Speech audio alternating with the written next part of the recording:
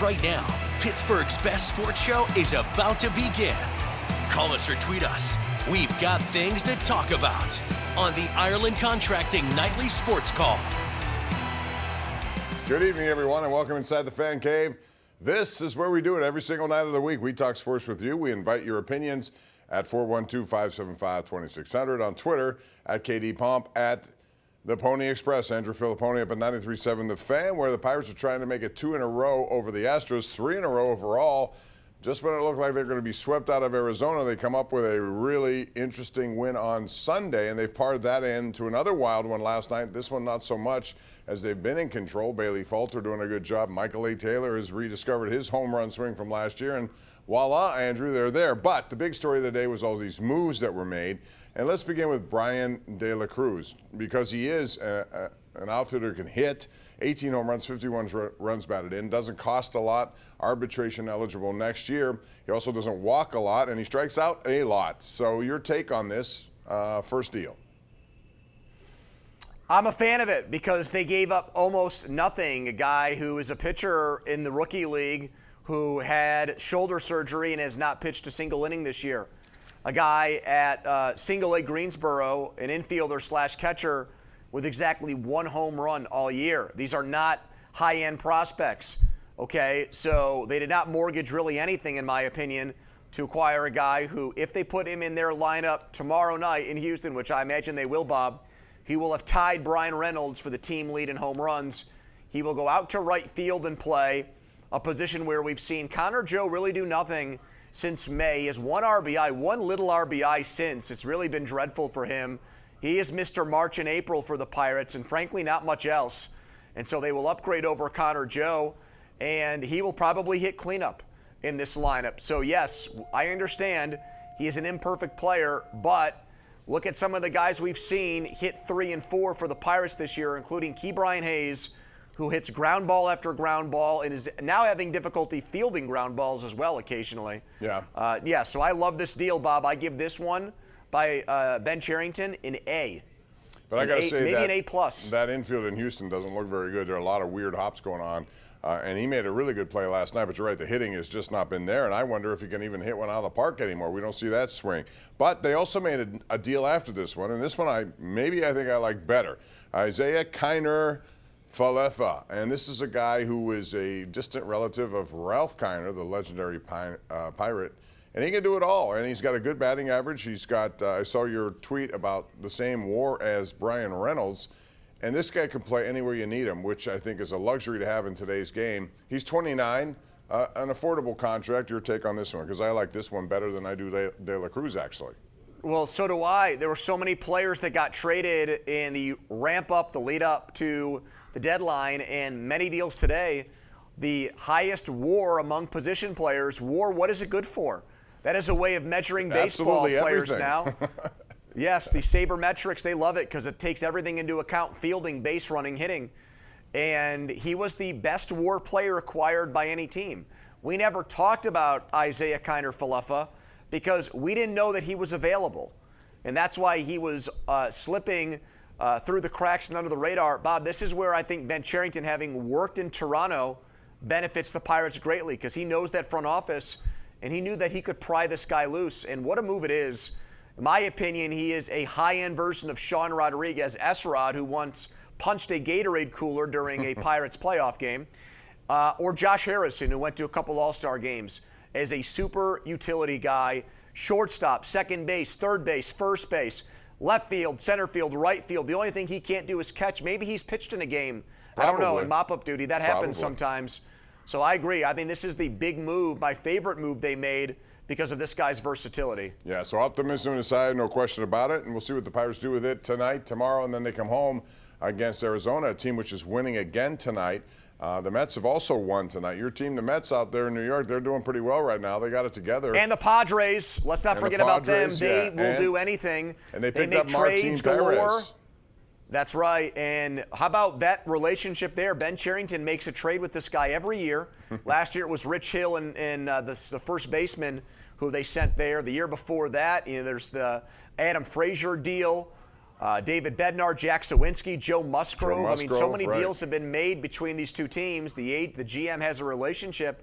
And, Bob, we might not have these other trades if not for San Diego taking that Martin Perez contract. John Parado tweeted that much. So maybe we should send an edible arrangement to San Diego for taking Martin Perez off the Pirates' I understood hands. the Pirates are paying some of that, whatever's left, the prorated portion of it, but it can't be all that much anyway. And Toronto paying some of Kiner Falefa as well. Yeah, Kiner Falefa is something I'm anxious to see where he plays and how often he plays and what he does, especially with that batting average. All right, we'll take a break. We want to hear from you. It's 412-575-2600. As said, this is the Ireland Contracting Nightly Sports Call. We're on every night of the week, live, KDKA Plus. Call us right now.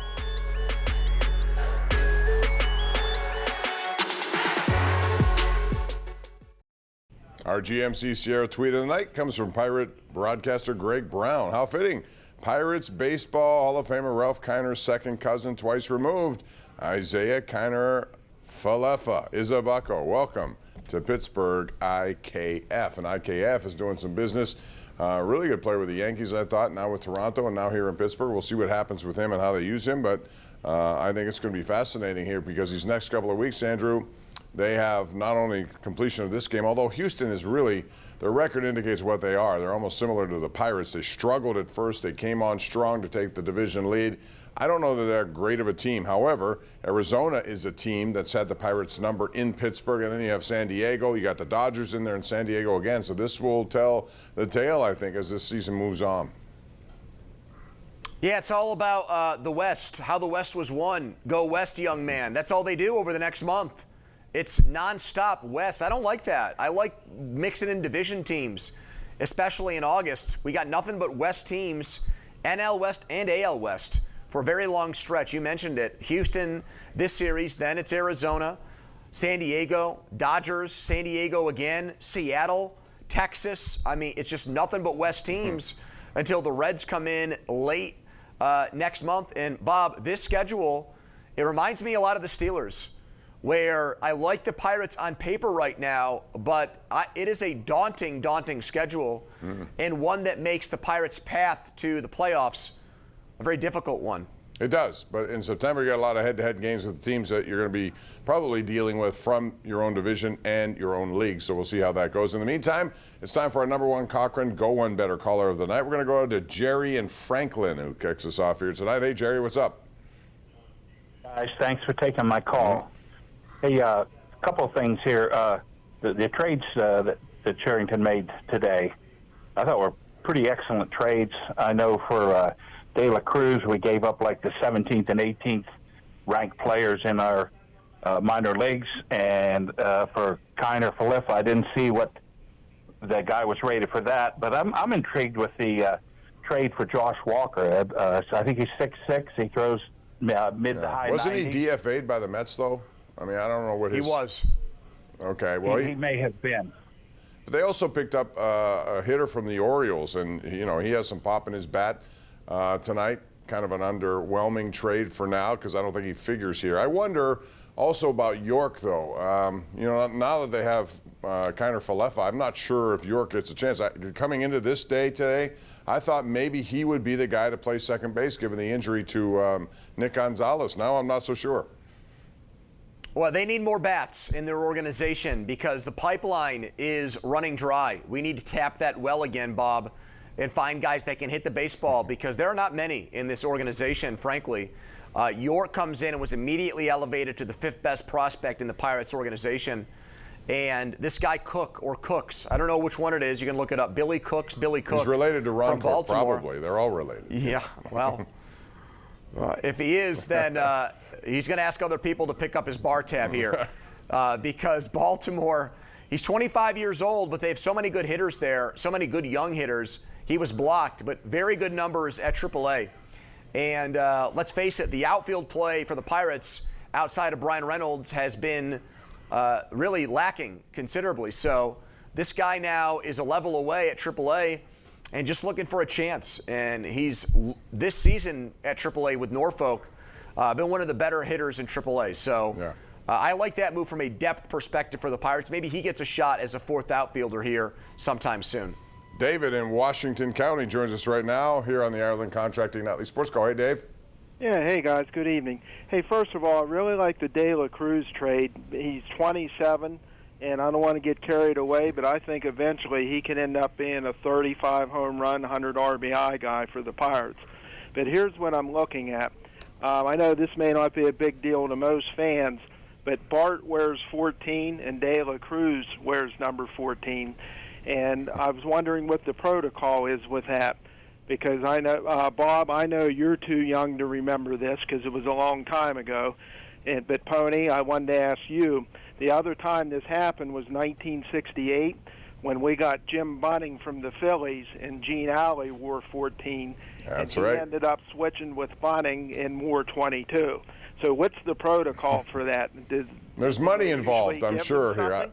Yeah, I don't know. That's a good question. I have no idea what goes on in that situation. I know Bart's been he's a number 2 overall pick. I would imagine he has rights to do what he wants to do, but he could be bought off. I don't know, Andrew. What do you say? De La Cruz is a good player. He's not a player that's an all-star, future Hall of Famer who comes over, who's had a number for his entire career and has made that number iconic.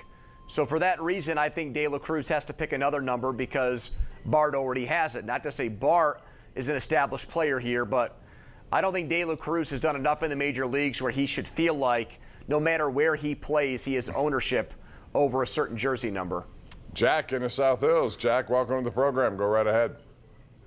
Hey, Pony, I guess you're doing much better now because you were ready to jump off the bridge on Correct. Carrington. Now That's absolutely right. Rachel Carson, Roberto Clemente, Andy Warhol, you name it. I could have picked either of them, and I was ready to take the plunge. So anyways, this is an A+. It's all on Shelton now and Andrew Haynes to get the most out of these two. If it fails, it's on them. But also, I need you to challenge Craig Riley to get you at the ballpark Friday, Tuesday, Wednesday, Thursday. These next 6 games are going to be dynamite. You know, it's the 2 teams. What happened to Saturday, Sunday? You forgot about those 2 days. He's not on the air. He's on his betting show. Thank you This guy knows for you knowing pretty my well, entire Andrew. work schedule. Yeah. Hey, here's the thing about it. You mentioned what the Pirates had to give up, which was fine. It didn't really cost them any of their premier prospects. But quite frankly, I was surprised that not many premier prospects. I was looking today at some of the, the asking price or what people had to give up to get some of these guys, even some of the bigger names that we were talking about. It didn't take all that much, which was a little surprising to me, given the fact that there were a lot of trades. Bob, I think I saw a stat from Baseball America. Not a single one of their top 100 prospects were traded at the deadline. Oh my! Okay, so maybe that. maybe in an organization, a team's 3rd or 4th best prospect got dealt, but they were not in the big picture of baseball considered top 100, which goes back to another stat by Baseball America. 79% of players traded at the deadline who are prospects never turn into good major league players. So we obsess over these prospects. I do not. I know their names, but I don't say these guys are all going to be great players. They don't have to be. Oftentimes, all they have to be is somebody who can come in and get a shot in the arm for a team that needs it. That's all. Get over the hurdle. Oftentimes, fans and even media exaggerate how good these prospects will be in the long run. Yeah, unless you get a bona fide guy, who for whatever reason is available. That's it. Most of these guys are just here. Even when the Pirates did make trades back in the mid-2000s, 13, 14, 15, they were guys, like Jay Happ, who was, struggling at the time, came here, got a second win, helped them out. Justin Morneau, Marlon Byrd, they were never guys who are going to be here for a long time, but they helped, and that's all you want them to do. Real quick, there was a big injury today. I say big only because he's a guy who was playing well, Roman Wilson. I saw a play, but I wasn't sure what was going on up there today, and it turns out he turned his ankle. Looks like he's going to miss a couple of weeks per Jerry Dulac, but he was taken off in a cart, and that's disappointing because he was playing very well, or at least looked very good today and over the weekend. Yeah, I think this kid's got a bright future with the Steelers, and this sets him behind the 8 ball in terms of getting a chance to get on the field right week 1, Bob, and beating out Calvin Austin for the slot job, or even challenging Van Jefferson. He's not a big guy, not big at all, as a matter of fact, But we've seen smaller wide receivers. Look at Deontay Johnson. He played a lot of outside receiver for the Steelers. So given the lack of depth after George Pickens, I thought this guy actually, given the early goings of camp, had a shot to get himself on the field right away. And I think that took a major hit with this ankle injury. Goal line play, jet sweep. I thought we were done with jet sweeps.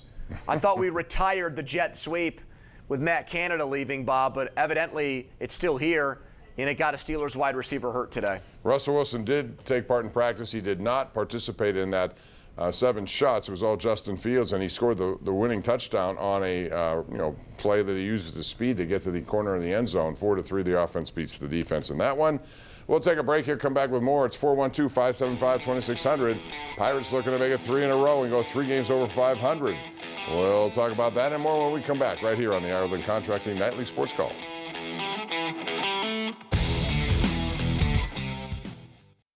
KDKA News at 11 starts in about 6 minutes. Josh Taylor at the anchor desk. Josh, what's going on? Bob, tonight we're getting local reaction after today's testimony from the head of the Secret Service on the security failures at former President Donald Trump's Butler County rally. Plus, wildfire smoke is moving into our area, what you can expect the rest of the week, and a local man arrested for impersonating a state inspector. Surveillance video shows the shocking moment he walked into a Mount Oliver convenience store, all coming up at 11. See you then. All right, Josh, thanks very much. Meantime, how about this? Tommy Pham hit a grand slam as St. Louis also won tonight, 8-1 over Texas, Andrew. And tonight, Jazz Chisholm the guy hit is another red hot. one. Exactly. 2 last night, Jazz 1 Chisholm. tonight. But here's the biggest story of the night. The Chicago White Sox blew their 28th save of the season, and they lost their 16th straight game. I think they're 27-83 now. How does it happen in a city like that? That kind of record, that kind of complete disaster. Because the owner is terrible, Jerry Reinsdorf, who also owns the Bulls and broke up that Michael Jordan dynasty with his GM there. Bob, how about this for a stat? Not a lot of people know this. Only 2 teams in Major League Baseball history have never given out a $100 million contract. One is the Oakland A's, and the other is the Chicago White Sox. That's stunning, given that city, that size, everything about it. But that tells you a lot about how they do business, and it's not very good. So, all right. What is the Steve? Give me an update. 6-2 in the 9th inning, bottom of the 9th. Where are we in that game? Do we know? Because I don't see it. Yeah, it's over. Okay, 6-2 is your final score. So there you the go. Pirates now have a whole bunch of lefties. Well, they don't have the guy they were counting on, Ryan Barecki. But you know, you look at their bullpen now. This is a team that if it gets kind of starting pitching again tonight with Falter or anyone else, they're going to be tough to beat because they can close you out pretty quickly.